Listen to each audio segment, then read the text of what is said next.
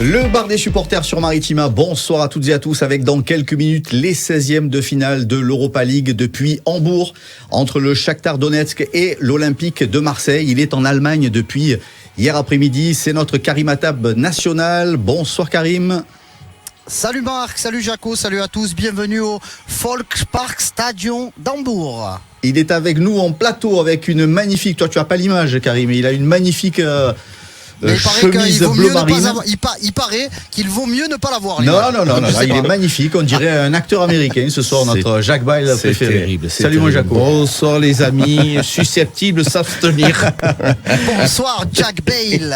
Messieurs, l'Europa League pour prendre un nouveau départ, on l'espère en tout cas pour ce mois de février, mais on le rappelait hier, même si cette équipe du Shakhtar, c'est pas l'AC Milan, c'est pas l'AS Roma, Karim, c'est pas une petite équipe européenne. Non, c'est pas une petite équipe européenne. Bien entendu, partant de guerre et depuis 2 ans maintenant quasiment, eh bien, il y a eu un exode des joueurs étrangers, un exode des Brésiliens notamment qui formaient pour la plupart cette équipe du Shakhtar. Après, il y a eu aussi quelques gros internationaux qui sont partis du championnat ukrainien. Ils ont été remplacés par une génération nouvelle avec pas mal de jeunes qui apportent beaucoup de garanties et beaucoup de satisfaction au Shakhtar. Donc ça se passe plutôt bien pour eux.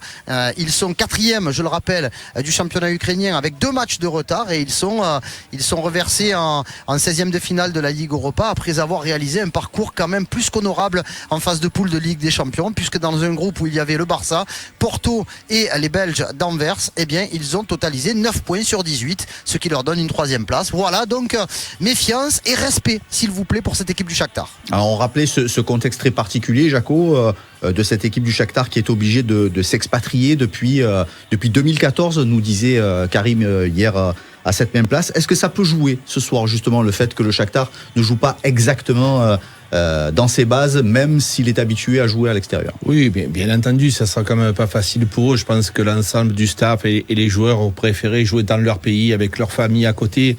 Évidemment, ça serait tout à fait normal et je peux les comprendre. C'est quand même une situation assez compliquée, mais ce que je disais hier, c'est que attention, bien sûr que l'équipe va être amoindrie, mais ça reste une très très belle équipe de football. Est-ce que ça va jouer? Je pense un petit peu, mais malgré tout, cette équipe, elle a du talent. Karim nous le disait, avoir fait un résultat comme ça, aussi bien, aussi beau en Champions League, c'est pas rien. Donc il y a forcément du respect à avoir pour cette équipe. Ça me paraît tout simplement impossible sans ça. Avec tout d'abord cette confirmation. Alors attends, je vais te laisser reprendre ta respiration parce que je peux vous donner la composition, le 11 de départ de l'Olympique de Marseille qui vient de tomber. Je pense que ça peut intéresser avec un système en 4-3-3, les amis. Il ne change toujours pas. Ouais. Mais bon, on en parlera tout à l'heure par rapport à ces explications d'hier qui ont été quand même assez musclées à Gennaro Gattuso. Dans les buts, Paolo Lopez.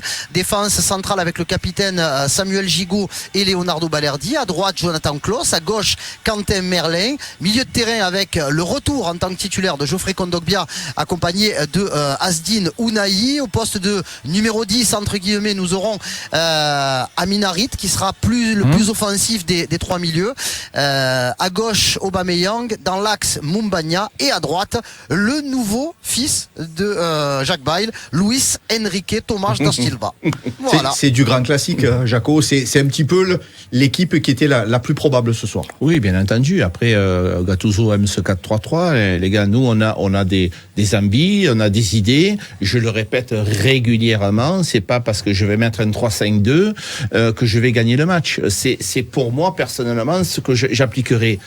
Je n'ai pas la prétention d'être supérieur à Gattuso, jamais de la vie, mais je trouve que cette équipe, elle est mieux équilibrée comme ça. Mais encore une fois, je vais être le premier supporter de Gattuso parce que j'adore mon club, ça c'est depuis que je suis né, et je vais suivre attentivement ce 4-3-3. Quand on parle de Luis Enrique, c'est important de souligner Luis Enrique parce que sur ce couloir droit, Ndiaye n'est pas performant. Luis Enrique, il est revenu du Brésil, Marc, avec beaucoup de belles intentions. Il a changé musculairement. il est complètement métamorphosé, ce joueur.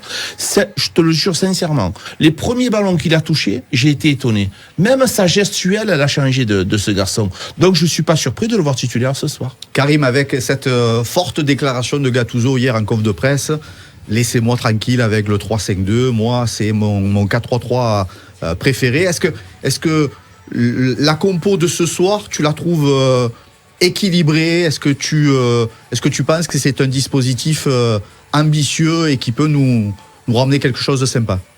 Non mais ambitieux, bien sûr qu'il est ambitieux par rapport à ce que veut prôner Gennaro Gattuso. Après voilà, il y a quand même 3 joueurs véritablement offensifs plus Amin Harit, ça fait 4. 2 joueurs sur les côtés qui peuvent apporter également des solutions offensives. On connaît la qualité de passe de Jonathan Klaus et on a vu vendredi dernier contre Metz la qualité de passe de Quentin Merlin. Voilà, après tout dépendra un petit peu aussi de la faculté de récupération que pourront nous proposer Kondogbia et Asdin Ounahi. Voilà, parce que Kondogbia, faut arrêter de penser qu'il est à 100%. J'espère hein, qu'il va réussir à repartir sur une série vraiment positive avec plusieurs matchs, parce que bon, on ne sait pas quand Jordan Verretou sera de retour, même si on nous a dit en off que il pourrait être de retour pour le match de Brest. Moi, voilà, tant que je ne le vois pas sur le terrain, je peux pas me positionner sur ça. Après, franchement, sur les explications de Gattuso hier, alors c'est vrai qu'il était un peu tendu pendant toute la conf. Il a terminé par ce truc-là en demandant à Francky Tourdre, le directeur de la communication de l'OM, de traduire, parce que malheureusement la traductrice, qui était charmante et très sympathique, eh bien n'avait pas le vocabulaire du football. Donc voilà, c'était un peu compliqué et il a expliqué en gros moi je l'ai ressenti comme oh les gars, c'est bon, j'ai compris, hein, vous voulez jouer en 3-5-2, moi c'est pas le système qui me plaît le plus. Il faut un autre entraîneur. Explique. Et il dit si vraiment tout le monde veut un 3-5-2, que ce soit, il parle de la direction de tout le monde, il faut changer d'entraîneur. Après, il a quand même expliqué pourquoi il préférait le 4-3-3, les amis, quand même. Dans l'animation, déjà dans la verticalité, il préfère construire les attaques, c'est ce qu'il dit, plutôt que de jouer sur la recherche du deuxième ballon, des contre-attaques très rapides qui déséquilibrent un petit peu l'équipe. Il dit qu'il est en constante recherche de l'équilibre. Un système à 2 attaquants, dans ton effectif, quand tu en as 6, parce qu'il compte les ailiers comme des attaquants, ça veut dire qu'il y en a 4 qui débutent sur le banc, alors que tu as quand même la possibilité d'en faire jouer 3 au coup d'envoi. Voilà, bon, après on entend, on comprend ces explications ou on ne les comprend pas. Moi je suis pas en train de vous dire que parce qu'il a expliqué ça, fin du débat. Non, je dis juste que voilà, il choisit vraiment d'affirmer sa position d'entraîneur qui veut produire du jeu, même si on n'en voit pas beaucoup à l'Olympique de Marseille, avec ce système de 4-3-3 et donc le 3-5-2, même s'il a rappelé que c'était lui qui avait insisté au mois de décembre pour pouvoir jouer dans ce système-là. Moi j'ai quand même senti un petit truc, un petit agacement. Un petit agacement, mais général, pas que contre les journalistes, pas que contre les supporters. Peut-être aussi qu'il y a eu des discussions avec la direction. On lui a suggéré peut-être que ce serait mieux de jouer en 3-5-2 et c'est peut-être pour ça qu'il a terminé son intervention en disant si c'est ce que tout le monde veut, peut-être que c'est pas moi qui devrais être l'entraîneur de l'OM, quoi. Jaco, pour revenir justement sur ça, toi le 3-5-2, c'est parce que il y a des principes qui te semblent plus important, plus pertinent que ce que propose l'équipe aujourd'hui? Oui, pourquoi? Et moi, j'aime bien donner des explications. Le 4-3-3, il a raison, c'est son schéma préférentiel, il n'y a pas de problème là-dessus. Moi, ce que je trouve, c'est que dans le 4-3-3, il y a 2 joueurs qui sont importants, c'est les joueurs de couloir qui s'appellent Klaus et Quentin Merlin, qui sont pas forcément très performants au niveau défensif, mais qui sont très performants au niveau offensif, et je les vois régulièrement désonnés. Quand on me dit, ouais, mais Balerdi, souvent, il est obligé de tourner la tête à droite, à gauche, il défend pas bien parce que trop de monde dézone.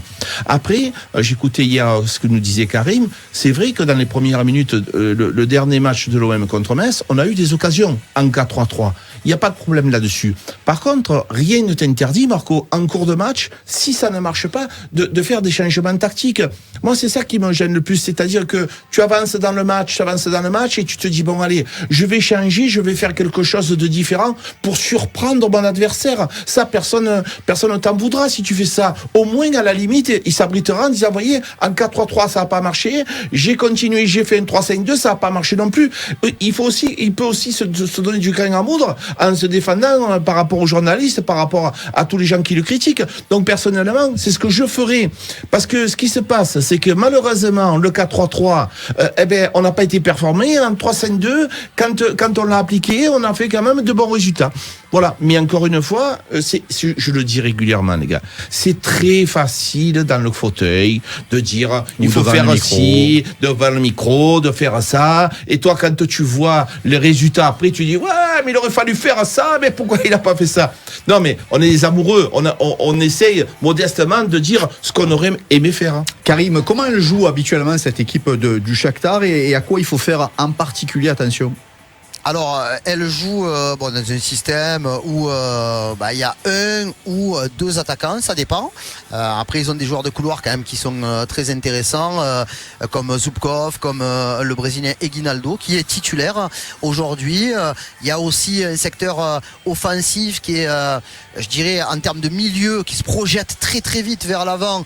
Alors, le capitaine Taras Stepanenko, lui, c'est plutôt un récupérateur et la première rampe de lancement. Par contre, Bondarenko, qui était hier en conférence de presse et qui a montré une confiance quand même assez impressionnante par rapport à la période qui dure depuis quasiment 2 mois de trêve internationale, de trêve hivernale, pour les joueurs du Shakhtar. Donc lui, c'est quand même un bon joueur de ballon et surtout, ils ont leur numéro 10, Soudakov, qui est quand même considéré comme un top 3 du football ukrainien, si ça n'est pas aujourd'hui même le meilleur joueur d'Ukraine devant des joueurs comme Oleg Zinchenko ou alors Mudryk, le joueur de Chelsea. Donc voilà, c'est une équipe qui est très technique et très agressive sur le porteur du ballon.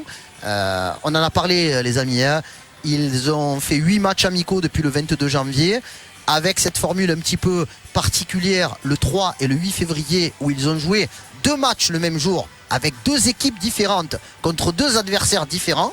Donc pour donner un peu de temps de jeu à tout le monde et retrouver un petit peu le rythme de la compétition. Mais bon, franchement, je dis le seul avantage aujourd'hui de l'Olympique de Marseille, c'est que l'équipe du Shakhtar n'est pas, à mon avis, à 120% de ses possibilités par rapport au fait que le dernier match officiel remonte au 13 décembre. C'est uniquement ça. Pour ce que je voulais dire, c'est que voilà, la compétition, malgré tout, elle va te manquer parce que c'est le football. Quand tu joues les matchs, c'est là que tu donnes toute ton intensité. Les matchs amicaux, c'est bien, mais ça n'a pas la même intensité. Mais bien sûr que cette équipe, elle sera dangereuse, bien entendu. Et les premiers adversaires de l'OM, c'est l'OM. C'est-à-dire que si tu joues comme tu joues jusqu'à présent, c'est tout simplement impossible, impensable de réaliser quoi que ce soit contre cette équipe. Il va falloir montrer autre chose. Et dans cette compétition, il nous le rappelait notre Karim National hier. On a été bon dans cette compétition. Les meilleurs matchs, paradoxalement, on les a fait en Coupe d'Europe. Donc on se dit, pourquoi pas finalement, si tu fais le match quand on a joué l'Ajax, personne ne pensait qu'on soit capable de faire ce genre de prestations. Donc on l'a fait. Donc voilà, moi je suis d'un tempérament optimiste et je me dis, pourquoi pas. Pour parler du jeu marseillais, Karim, justement, quand tu entends Gennaro Gattuso rappeler que l'OM est plus en carence de buts qu'en carence de jeu, est-ce que tu es d'accord avec le coach marseillais ? Il ne dit pas en carence de but, il dit en carence de résultats. Voilà, la crise, c'est une crise de résultats et ça n'est pas une crise de jeu, il dit, parce que c'est pas une carence de but puisque t'as marqué lors du dernier match contre Metz, tu n'as pas marqué. Non, mais d'accord. Ben oui, donc c'est pas une carence de but. Quand tu marques des buts, tu as marqué 2 buts contre Monaco, mais tu n'as pas gagné. Ouais. C'est surtout qu'on est dans un problème où les résultats ne sont pas bons, où tu as gagné qu'un seul match en 2024, c'était face à la modeste équipe de National 3 de Thionville. Après, on se rappelle de la bonne période des Marseillais entre fin novembre et fin décembre, qui a duré 1 mois, avec une victoire à l'extérieur sur la pelouse de Lorient 4-2, avec une victoire 3-0 contre Lyon, un succès contre l'Ajax d'Amsterdam 4-3, une victoire contre Rennes 2-0. Voilà, il y a des choses qui étaient plutôt intéressantes. Mais aujourd'hui, on marque moins. Mais surtout, parce que tu pourrais faire les victoires à la Helibop là, en 2013, c'est-à-dire où tu gagnes les victoires à la Marseillaise 1-0. Si tu marques un but et que tu n'en prends pas, tu le gagnes le match. Là, malheureusement, c'est que tu en prends des buts. Tu prends pas mal de buts sur des coups de pied arrêtés. Sur les 8 derniers buts, je crois qu'il y a 5 buts qui arrivent sur coups de pied arrêtés. Donc voilà, il faut retrouver une solidité. Tu gardes pas les résultats, même quand tu vois le score. Oui, pour le coup, c'est le cas contre Strasbourg, c'est le cas contre Metz, même si Metz est un cas un peu particulier parce que tu jouais en infériorité numérique. Contre Monaco, tu étais en supériorité numérique et malheureusement, mais tu étais mené au moment où Maripane a été expulsé. Donc tu as joué, tu n'as gagné que 2-1 contre une équipe réduite à 10, puis à 9 pendant 6-7 minutes. Donc non, mais il y a quelque chose qui va pas dans cette équipe, les amis. Même si je sais que Jaco est pas toujours d'accord avec ça, il ne faut pas oublier quand même que au mois de janvier et jusqu'au 5 février, on avait quand même un effectif qui était amputé de pas mal d'internationaux. On est l'équipe qui a fourni le plus de joueurs pour la Coupe d'Afrique des Nations. Si tu rajoutes à ça des blessures de longue durée, des blessures à répétition pour un joueur comme Kondogbia, comme un joueur maintenant comme Verretou, tu te dis oui, c'est sûr que on a du mal. Un Tuku Correa qui on dirait Casper. Oh, le mec il est là, mais il est pas là en vrai. Ouais. Je comprends pas moi. Non mais voilà, il y a des questions à se poser aussi sur la gestion de l'effectif. Et là, encore une fois, on le répète, tout ça, c'est la responsabilité du recrutement de l'été dernier. Voilà. Bien sûr. Jaco, s'adapter et réagir rapidement, c'est ce que tu demandes, c'est pas ce que tu as l'habitude de dire et que tu observes régulièrement de la part de Gattuso. Oui, c'est ce qui me gêne le plus dans la gestion de l'équipe, c'est que, je te le disais tout à l'heure, Marc, tu peux avoir des choix. Par contre, en tribune, mettre des gens et informer de ce qui ne va pas. Et tu peux faire des changements peut-être poste pour poste, des joueurs qui sont pas performants. Il y a des joueurs qui sont pas performants. On a tout joué au football, il y a des jours où tu es en forme. C'est pas pour punir les joueurs, c'est pour réagir rapidement. Mais qui est bon tous les jours? Voilà, les gars, qui est fort tous les jours? C'est pas possible. Donc voilà, un joueur qui est en méforme, il faut pas avoir peur de le sortir à la mi-temps. C'est pas lui faire offense, lui dire allez, tu es pas en forme aujourd'hui, c'est pas grave, on va te changer, la prochaine fois c'est quelqu'un d'autre. C'est de la gestion. Moi j'ai pas envie que les joueurs ils soient frustrés. Si tu n'es pas en forme, tu sors, c'est pas un problème. Moi je demande c'est de la réaction, de la réactivité, mais de la réactivité rapide. Quand on fait des changements, les changements ils sont souvent trop tardifs. Il y a des joueurs qui mettent par exemple trop longtemps à rentrer en cours de match. On a des joueurs qui s'entraînent, qui se préparent. Pour entrer, ça met trop de temps. Donc il y a plein de choses. Il y a des choses aussi que je changerai, Marco. Hormis les joueurs, c'est aussi cette défense en zone sur les coups de pied arrêtés. Combien de fois on s'est pris des buts sur corner à la dernière minute? Je me rappellerai de ce but à Nice où on a maîtrisé le match en première mi-temps de long en large. Et à la fin du match, tu te prends ce but sur coup de pied arrêté, un coup de pied pourri. Voilà. Donc je pense qu'il y a des petites choses à changer. On peut pas tout jeter à la mer, mais il y a des prises de conscience de choses qui ne vont pas. Alors la grosse nouvelle, c'est le retour de Kondogbia, retour de blessure. Est-ce que ce retour de Geoffrey Kondogbia, ça vous inquiète un petit peu, Karim? Bah non, inquiéter, ça ne nous inquiète pas, puisque s'il est sur le terrain, c'est que voilà, on prend tout ce que c'est la fiabilité du retour. Non, mais la fiabilité, il s'est entraîné, il a repris ce week-end tout seul et il s'est entraîné avec le groupe lundi, mardi et mercredi. Après, il faut pas penser que le mec il n'a rien fait pendant toute sa période d'indisponibilité. Donc voilà, j'espère vraiment qu'il sera en forme pour tenir le match entier ou pour tenir au moins une grande partie. Après, je vous rappelle quand même, les amis, qu'il y a des choix là aussi qui ont été assez particuliers sur la liste UEFA. parce que Jean Onana, par exemple, n'en fait pas partie. En sachant que tu as de grosses difficultés aujourd'hui avec Kondogbia, un petit peu avec Verretou, mais surtout Gay ne fait plus partie de l'aventure. De l'aventure tout court, hein, puisque lui aussi, il n'est pas inscrit sur la liste de la Ligue Europa, et que Valentin Rongier, qu'on aime beaucoup, on n'est pas prêt de le revoir.